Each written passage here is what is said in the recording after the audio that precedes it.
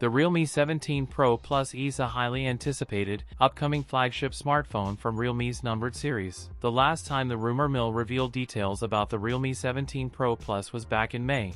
Now, the rumors surrounding the smartphone have resurfaced, with a new leak from Tipster Digital Chat Station. The phone will feature a 6.78-inch flat OLED display with a 1.5K resolution and an 144Hz refresh rate, a powerful triple lens, a massive 200MP Samsung HP5 primary sensor. It is paired with a 50MP periscope telephoto lens, and an 8MP ultra-wide camera, a 50MP selfie shooter. Expected to run on a mid to high tier performance chip like the Snapdragon 7 Gen 4, rumored to pack a massive 7,000 mAh to 8,000 mAh Titan battery paired with 80W fast charging. The phone is projected to release in the fourth quarter or very early 2027. That's it for today's video. If you enjoyed it, don't forget to like, comment, and subscribe for more content. Thanks for watching, and I'll see you in the next one.